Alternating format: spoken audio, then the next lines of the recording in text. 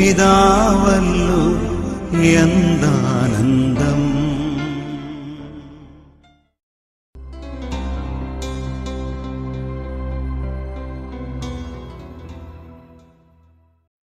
സർവശക്തനാണല്ലോ എന്റെ ദൈവം, ഇല്ലില്ല സാധ്യമായൊന്നുമില്ല. സർവശക്തനാണല്ലോ എന്റെ ദൈവം, ഇല്ലില്ല സാധ്യമായൊന്നുമില്ല. അഖിലാണ്ടത്തെ നിർമ്മിച്ചവൻ എൻ പിതാവല്ലോ എന്നാനന്ദം. അഖിലാണ്ടത്തെ നിർമ്മിച്ചവൻ എൻ പിതാവല്ലോ എന്നാനന്ദം.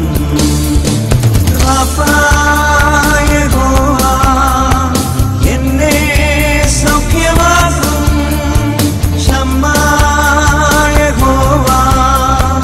എന്നും അവനുണ്ട്. യഹോവാ എന്നെ സൗഖ്യമാക്കും ക്ഷമായഹോവാ, എന്നും അവനുണ്ട്. ഈ ദൈവം എന്റെ ദൈവം, എൻ പിതാവല്ലോ എന്താനന്ദം. ഈ ദൈവം എന്റെ ദൈവം, എൻ പിതാവല്ലോ എന്താനന്ദം.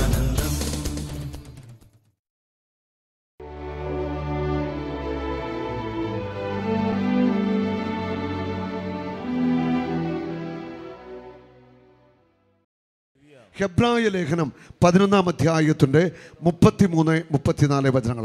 ഹെബ്രായ ലേഖനം 11, 33, 34. അവർ വിശ്വാസത്തിലൂടെ രാജ്യങ്ങൾ പിടിച്ചടക്കി. അവർ വിശ്വാസത്തിലൂടെ രാജ്യങ്ങൾ പിടിച്ചടക്കി, നീതി നടപ്പാക്കി, വാഗ്ദാനങ്ങൾ സ്വീകരിച്ചു. വാഗ്ദാനങ്ങൾ സ്വീകരിച്ചു. ദൈവത്തിൻ്റെ വാഗ്ദാനങ്ങൾ നമ്മൾ സ്വീകരിക്കുന്നത് വിശ്വാസത്തിലൂടെയാണ്. ദൈവം ഒരു കാര്യം പറഞ്ഞാൽ അത് നടക്കും. ദൈവത്തിൻ്റെ ആത്മാവ് ഒരു കാര്യം വെളിപ്പെടുത്തി തന്നാൽ അത് ദൈവാത്മാവിൻ്റെ വ്യക്തമായ വെളിപ്പെടുത്തലാണെങ്കിൽ അത് നമ്മൾ സ്വീകരിച്ചാൽ ആ വാഗ്ദാനം ഉറപ്പായിട്ടും നടക്കും. സിംഹങ്ങളുടെ വായ്കൾ പൂട്ടി, അഗ്നിയുടെ ശക്തി കെടുത്തി. അഗ്നിയുടെ ശക്തി കെടുത്തി. വാളിൻ്റെ വായ്ത്തലയിൽ നിന്ന് രക്ഷപ്പെട്ടു, ബലഹീനതയിൽ നിന്ന് ശക്തി ആർജിച്ചു. ഹല്ലേലൂയ. ആ 2 വചനങ്ങളും ഒത്തിരി ഏറെ ആഴമായ വചനമാണ്. നമ്മൾ അത് ഒന്ന് കുറിച്ച് വയ്ക്കുക, ഇടയ്ക്കൊക്കെ ഒന്ന് വായിച്ചു നോക്കുക. അവർ രാജ്യങ്ങളെ വിശ്വാസത്തിലൂടെ കീഴടക്കി. അവർ വിശ്വാസത്തിലൂടെ അഗ്നിയുടെ ശക്തി കെടുത്തി. അവർ വിശ്വാസത്തിലൂടെ സിംഹത്തിൻ്റെ വായ്കൾ പൂട്ടി. അവർ വിശ്വാസത്തിലൂടെ രാജ്യങ്ങളെ പിടിച്ചെടുത്തു. നമ്മൾ വിശ്വസിക്കുന്നത്, പ്രാർത്ഥിക്കുന്നത്, യാചിക്കുന്നത്, നമ്മൾ സ്വന്തമാക്കുന്നത് വിശ്വാസത്തിലൂടെയാണ്. വിശ്വസിക്കണം, വിശ്വസിക്കണം, വിശ്വസിക്കണം. I believe, I believe, I believe, I believe. ഞാൻ വിശ്വസിക്കുന്നു, ഞാൻ വിശ്വസിക്കുന്നു, ഞാൻ വിശ്വസിക്കുന്നു. എൻ്റെ ദൈവം എനിക്ക് വേണ്ടി വഴി തുറക്കും. എൻ്റെ ദൈവം എനിക്ക് വേണ്ടി അത്ഭുതങ്ങൾ ചെയ്യും എന്ന് വിശ്വസിക്കണം, വിശ്വസിക്കണം, വിശ്വസിക്കണം, വിശ്വസിക്കണം. ഹല്ലേലൂയ.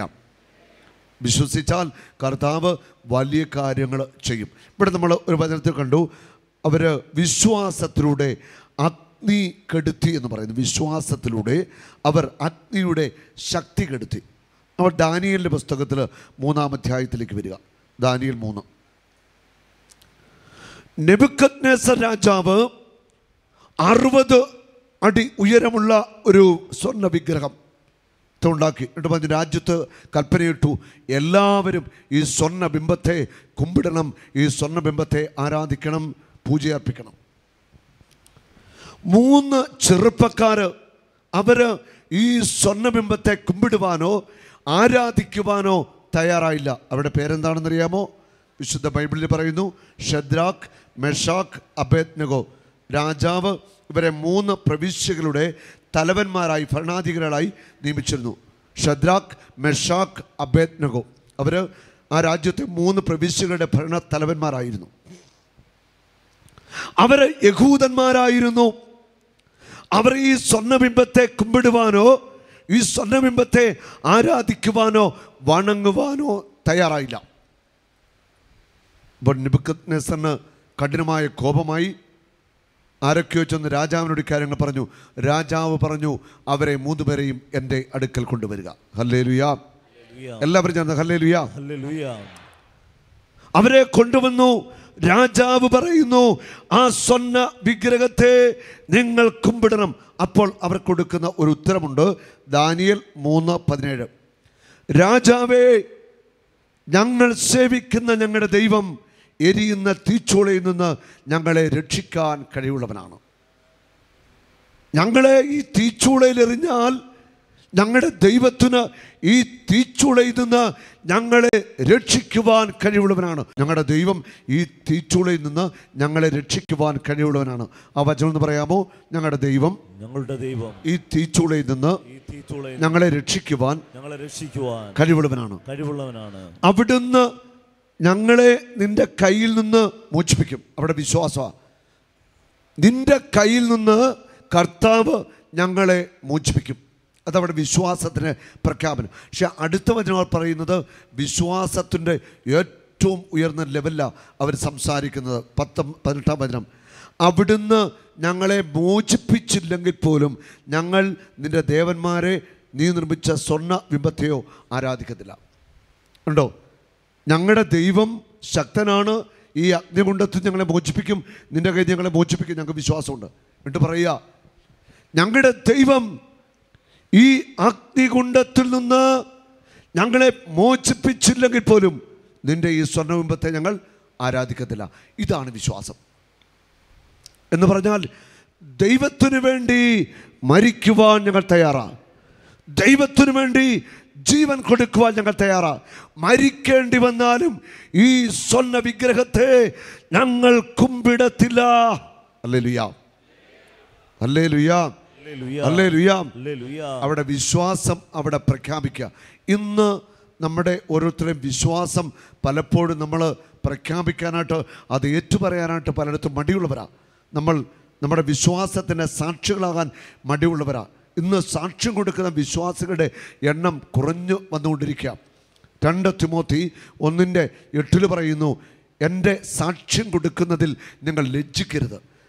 എൻ്റെ സാക്ഷ്യം കൊടുക്കുന്നതിൽ നിങ്ങൾ ലജ്ജിക്കരുത്. എവിടെയും യേശുക്രിസ്തുവിന് സാക്ഷ്യം കൊടുക്കാൻ നമ്മൾ ലജ്ജിക്കരുതെന്നാണ് ദൈവത്തിൻ്റെ വചനം നമ്മെ പഠിപ്പിക്കുന്നത്. Hallelujah, hallelujah.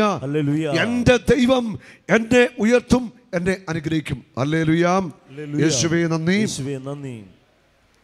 Praise the Lord. ഈ 3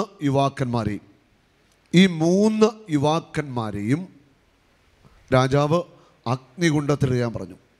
അഗ്നികുണ്ഡത്തിലെ തീ വളരെയേറെ വർദ്ധിപ്പിച്ചിട്ട് ഈ 3 പേരെയും അഗ്നികുണ്ഡത്തിലേക്ക് വലിച്ചെറിഞ്ഞു. തീക്കാത്തേക്ക് അവരെ വലിച്ചെറിഞ്ഞു. തീക്കുണ്ഡത്തിൽ വലിച്ചെറിയപ്പെട്ടപ്പോൾ അവിടെ ദൈവത്തിൻ്റെ ഒരു ഇടപെടൽ ഉണ്ടാവുകയാണ്. ഈ സമൂഹത്തിൽ അഗ്നികുണ്ഡത്തിൻ്റെ മധ്യത്തിൽ നിൽക്കുന്നവരുണ്ട്. ജീവിത തകർച്ചകളിൽ, പരാജയങ്ങളിൽ, തീരാ രോഗങ്ങളിൽ ഉള്ളവരുണ്ട്. വൈദ്യശാസ്ത്രത്തിന് ഒന്നും ചെയ്യാൻ പറ്റത്തില്ല. ഹല്ലേലൂയ. വൈദ്യശാസ്ത്രം പറയുന്നതല്ല അവസാനത്തെ വാക്ക്. ഒന്ന് പറഞ്ഞേ. വൈദ്യശാസ്ത്രം പറയുന്നതല്ല അവസാനത്തെ വാക്ക്. ഡോക്ടർ പറയുന്നതല്ല അവസാനത്തെ വാക്ക്. ഡോക്ടർ അവർ പഠിച്ചത്, അവർ മനസ്സിലാക്കിയത്, അതൊക്കെയാണ് അവർ സംസാരിക്കുന്നത്. ഇത്ര മാസത്തെ കാലാവധി അല്ലെങ്കിൽ ഇത്ര ദിവസമേ ആയുസ് കാണത്തുള്ളൂ. പക്ഷേ നിന്റെ ആയുസ് വർദ്ധിപ്പിക്കുവാൻ കർത്താവിന് പറ്റുമോ? നിന്റെ രോഗത്തെ സുഖപ്പെടുത്താൻ കർത്താവിന് പറ്റുമോ? അവസാനത്തെ വാക്ക് യേശുക്രിസ്തുവിൻ്റെ വാക്കാ. യേശു എന്ത് പറയുന്നോ അതേ ഇവിടെ നടക്കത്തുള്ളൂ. യേശു എന്ത് തീരുമാനിക്കുന്നുവോ അതേ ഇവിടെ നടക്കത്തുള്ളൂ. ഡോക്ടറോ വൈദ്യശാസ്ത്രമോ മറ്റാരും തീരുമാനിക്കുന്നതല്ല. യേശു എന്ത് പറയുന്നു, യേശു എന്ത് തീരുമാനിക്കുന്നു അതേ ഇവിടെ നടക്കത്തുള്ളൂ. കരുണാമയൻ നീ, അലിവേറും സ്നേഹം, മുറിവുണക്കിയിടും തൈലം, എന്നാവിലലിയും ഹൃദയേ വസിക്കും, വിരുന്നൊരുക്കിയിടും കൃപയാ.